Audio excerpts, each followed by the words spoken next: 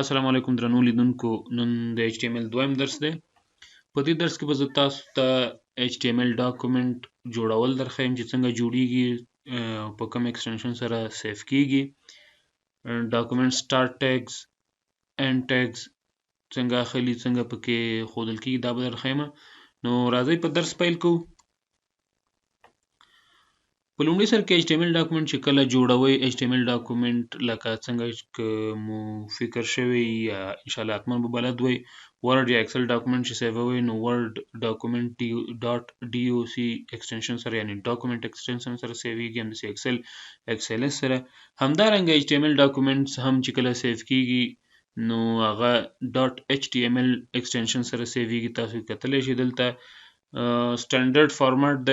ډاکومنټ ته یا فایل ته نوم ورکول کیږي، لکه دلته ما تاسو ته دلته ښودلی دی انډیکس به ډاټ نه بعد ایکسټنشن هم ور ایډ کړی دی HTML او سیف کړی دی. نو HTML ډاکومنټ په دغه شکل سره سیویږي. په بل قدم کې HTML ډاکومنټ چې کله پیلېږي هغې کې مونږ ټیګز لرو. ټیګز چې شي دي ټیګز مونږ ته راپېژني چې HTML ډاکومنټ کې مونږ څه شی غواړو چې په براوزر باندې وښیو، هغه د ټیګز په وسیله باندې جوړیږي. نو HTML دوه ډوله ټیګز لري. کله چې HTML ډاکومنټ جوړیږي هغې کې عمدتاً دوه ډوله ټیګز دي چې یوې دي هغه ټیګز چې سټارټینګ او اینډ یا کلوزینګ ټیګ لري، بل ټیګونه چې هغه صرف سټارټینګ ټیګ لري، کلوزینګ ټیګ نه لري. نو هغه به زه تاسو ته ښیم ان شاء الله. دلته د ډاکومنټ ما یو سنیپ شاټ راخستی، تاسو دلته ګورئ چې HTML ډاکومنټ چې کله جوړیږي نو HTML ټیګ سره ابتدا کیږي. HTML اوپننګ ټیګ شو، دلته تاسو ګورئ بیا کلوزینګ ټیګ. نو د HTML چې څومره هم کوډینګ کیږي، څومره ټیګز دي، ټول د دې په منځ کې راځي چې هغې ته د HTML که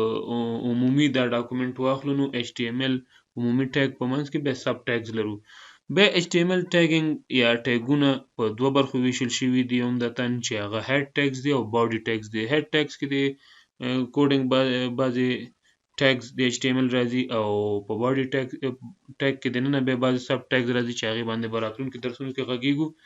نو HTML مین ټیګز تاسو دلته کتلی شئ چې HTML هیډ باډي بیا کلوزینګ ټیګ دی. HTML ډاکومنټ هر ټیګ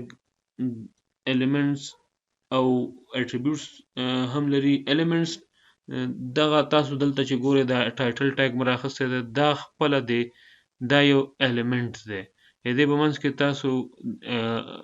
لیکل کوی شئ. دغه څه شی چې دی رانغاړلی دی ځان کې دی ټایټل ټیګ، دې ته HTML ایلیمنټ ویل کیږي. بیا HTML ټیګونه خپل ځان کې اټریبیوټس لري. که مثال زه تاسو ته ویم، دې مثال کې خو نه ښکاري، خو که زه تاسو ته ووایم چې لکه انکر ټیګ مونږ لرو، د لینک دپاره، لینک جوړولو دپاره کاریږي، نو هغه ټیګ دی. مخې ته اټریبیوټ مونږ ورته کیدو چې href په نامه دی یا هایپر ریفرنس په نامه، چې بیا یو پات سره کنیکټ کوو چې مونږ ته لینک جوړ کړي. نو دا د HTML ټیګز معرفي. ورپسې لرو هیډینګ ټیګز. مونږ درس HTML درس به مونږ خپل د هیډینګ ټیګ نه ابتدا کوو، شروع کوو. هیډینګ ټیګز مونږ ته د انټرنیټ په پاڼه یعنی د براوزر پر مخ هیډینګز راکوي. لکه مونږ که اخبار یا کتاب راوالو هغې کې وګورو نو هر یو عنوان خپله یو سرټکی لري یا هیډینګ لري، بیا لاندې هغه د هغه هیډینګ پسې هغه تشریح شوی یا خبر ورپسې لیکل شوي. لکه همدې درس کې تاسو ګورئ دغه HTML هیډینګ ټیګز دا خپله دا هیډینګ دی. نو په HTML پاڼه دغسې دا هیډینګ داسې غټ ښودل یا یو واضح کولو دپاره هیډینګ ټیګز کاریږي HTML ډاکومنټس کې، چې د 6 درجې لري چې غټې نه نیولې تر وړې پورې. دا به زه تاسو ته اوس په عملي ډاکومنټ به جوړوو، هغې کې به زه تاسو ته ښیم انشاءالله. نو اوس راځو عملي کار کوو. خپل عملي کار دپاره به زه څه کومه، زه خپل ټیکسټ ایډیټر چې ما درته ویلي وو سبلیم زه کارومه، دا را اوپن کومه. سبلیم کې زه دلته یو نوی پیج اوپن کوم. دا فایل به مونږ او تاسو سیف کوو as a HTML ډاکومنټ. دلته زه ورته لیکمه چې HTML سبلیم ایډیټر یو بل خواله لري چې کله ډاکومنټ سیف کې دینه مخکې چې ته ټایپ کې کوم ټیګ مثال زه سیف کوم سیو از هم کې دلته زه ورکم lecture 1.html تاسو ګورئ چې ما ایکسټنشن دلته ورته html انتخاب کې دا مې سیف کې دا مې چې کله سیف کې دلته اوس دا سبلیم ډاکومنټ دا زمون کوډینګ ټول پیژني چې دا کوم لینګویج پورې تړلی دی مخکې تاسو لیدل چې دا سپین رنګ یو یعنی داسې نه پیژندل کلم چې ډاکومنټ از html سیف کې دا اوس پیژني چې دا html ډاکومنټ دی نو رنګ سور شو هر ایډیټر خپل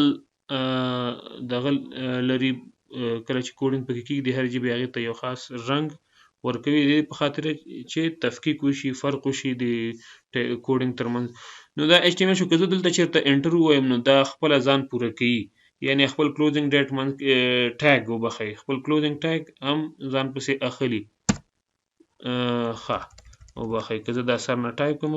نو دا شی به وشي HTML دلته خپله ډراپ ډاون لیست کې موږ ته ښیي چې دا ته غواړې دا شی ټایپ کړې دا موږ سره موجود دی خپله دا ایډیټر یې ځان کې لري نو که چېرته زه انټر ووایم دا خپل اتومات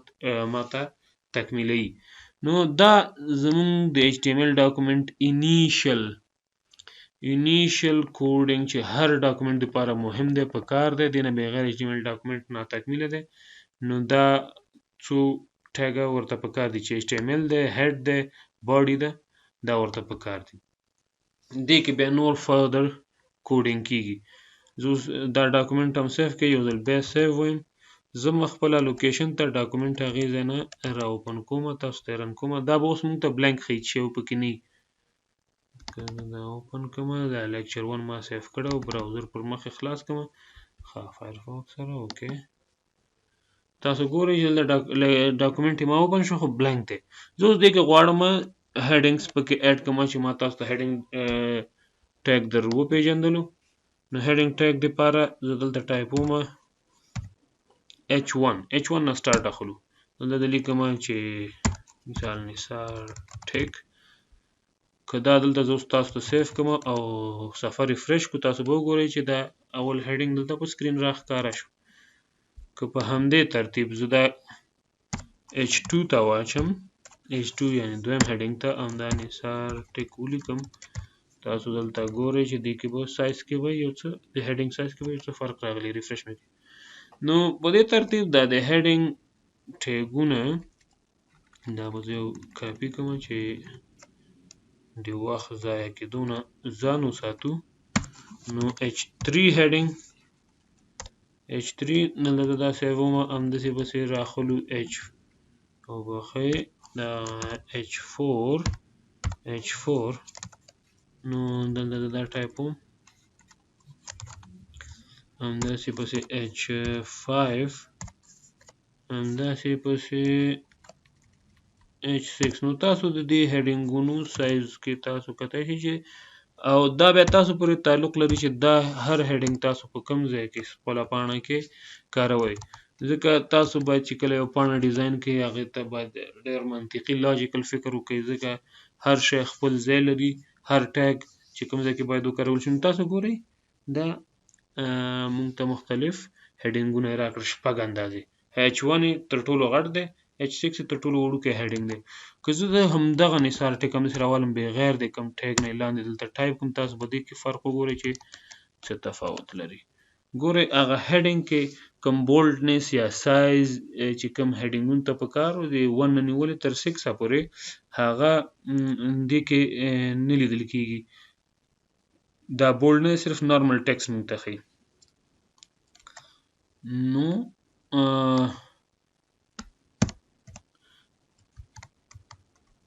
دا زه ریفریش کوم راځو خپل درس ته هیله ده چې په درس باندې پوه شوي یئ او HTML ډاکومنټ هم پیژندلی وي چې څنګه جوړیږي مین ټیګز یې کوم یو دي چې HTML دی هیډ دی باډي دی او په هغې کې بیا سب ټیګز لرو اټریبیوټس لرو او دا انشاءالله په راتلونکي درسونو کې که څوک دوستان نه وي پوه شوي هم په راتلونکي درسونو کې بیا تکراریږي نو انشاءالله چې مشکل به نه وي که بیا هم څه پوښتنه لرئ تاسو کولی شئ موږ سره کمنټ له لارې شریکه کړئ ان شاء الله تاسو پوښتنو ته به جواب وویلی شي. زموږ درس په همدې ځای پای ته رسیږي. تر بل درسه مو په پاک الله سپارم.